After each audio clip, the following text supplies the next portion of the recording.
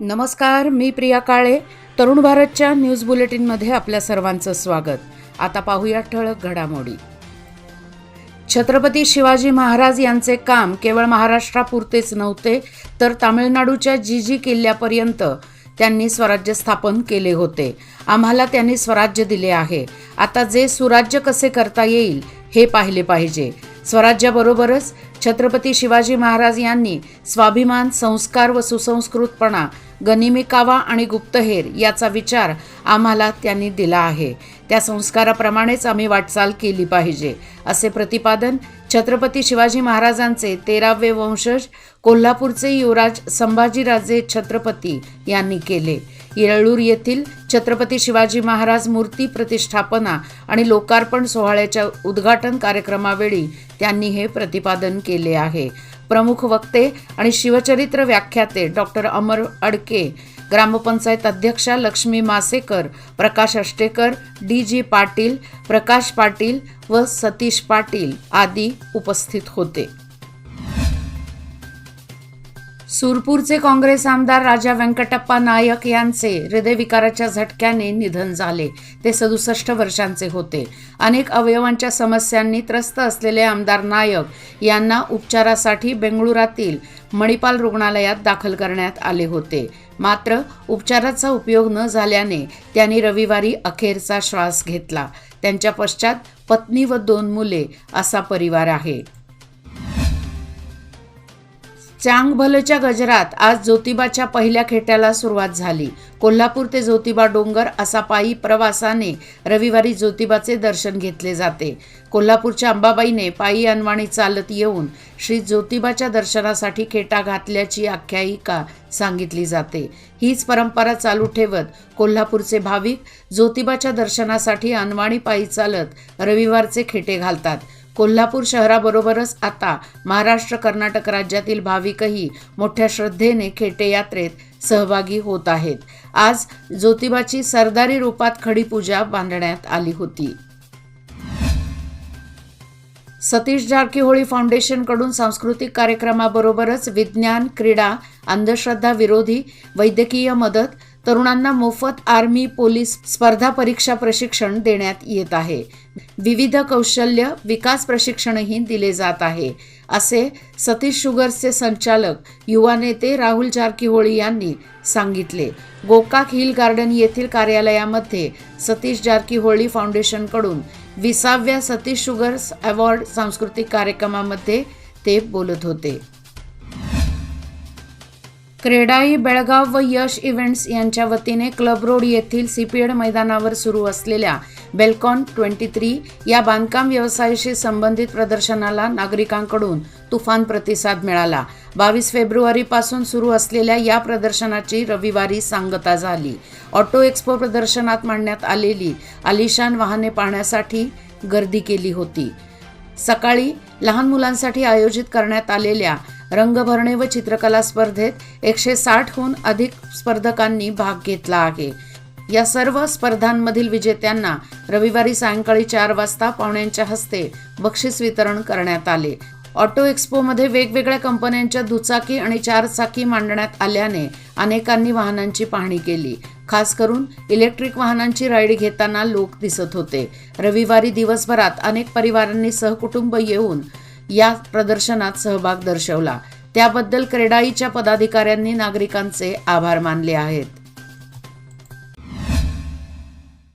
कर्नाटक उच्च न्यायालयाचे नवे मुख्य न्यायाधीश म्हणून निलय विपिनचंद्र अंजारिया यांनी रविवारी शपथ घेतली.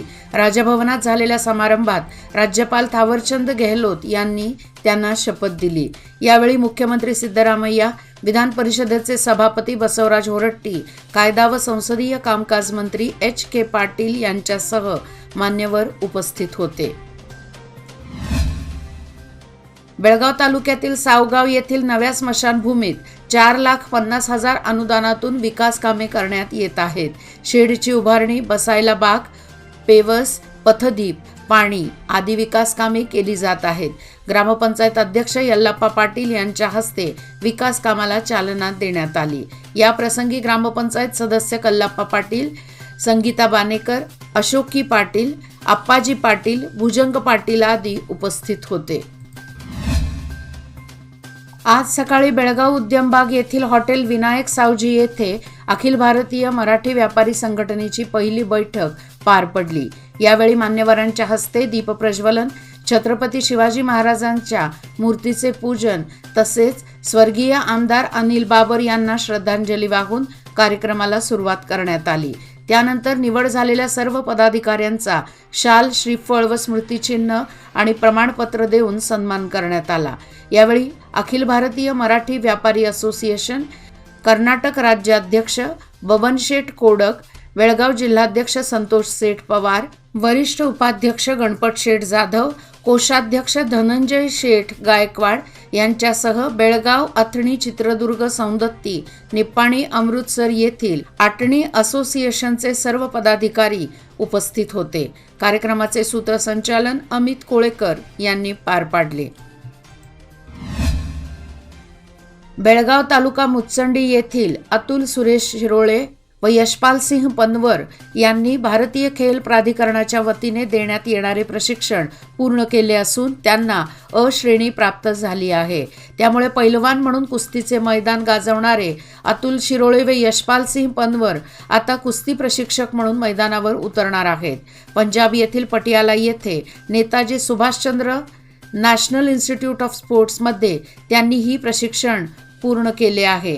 त्यांना मध्यवर्ती कुस्तीगीर संघटना बेळगाव व मराठा मंडळ संस्थेच्या अध्यक्षा डॉक्टर राजश्री नागराजू यांचे प्रोत्साहन लाभत आहे. आंतरराष्ट्रीय कृष्ण भावनामृत संघच्या वतीने अलीकडेच हरे कृष्ण रथयात्रेप्रसंगी घेण्यात आलेल्या बैलजोडी स्पर्धेत अनेक बैलजोडी मालकांनी आपल्या बैलजोड्या व गाड्या सुशोभित करून सहभाग दर्शवला होता. त्यातील विजेत्यांना आज रविवार दिनांक 25 रोजी दुपारी 1 वाजता इस्कॉनच्या श्री श्री राधा गोकुलानंद मंदिरात पुरस्कार वितरण कार्यक्रम पार पडला.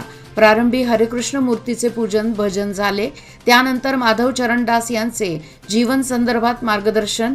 त्यानंतर भाग घेतलेल्या सर्व बैलजोडी मालकांना मानसन्मान करण्यात आले.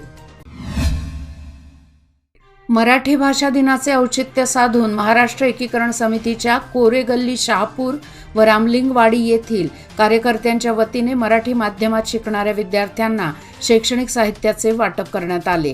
50हून अधिक विद्यार्थ्यांना शैक्षणिक साहित्याचे वितरण करण्यात आले. यावेळी ज्येष्ठ कार्यकर्ते शिवाजी हवळण्णाचे, राजाराम मजुकर, कल्लाप्पा हांडे, महेश पाटील, सुनील बोकडे, युवा समितीचे अध्यक्ष अंकुश केसरकर, सचिव श्रीकांत कदम, गजानन शापूरकर, रणजित हवळण्णाचे, ओंकार शिंदे यासह कार्यकर्ते उपस्थित होते.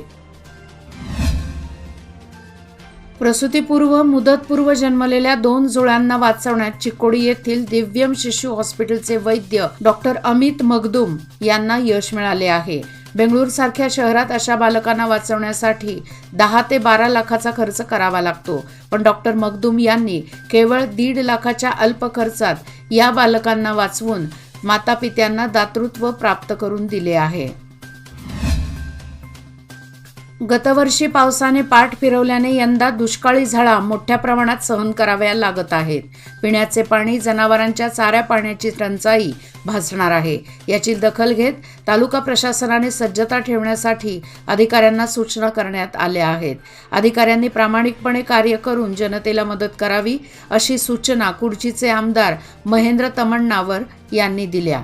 रविवार दिनांक 25 रोजी रायबाग तहसीलदार कार्यालयात कुडची विधानसभा मतदारसंघातील दुष्काळी स्थिती संदर्भात आढावा बैठक घेण्यात आली.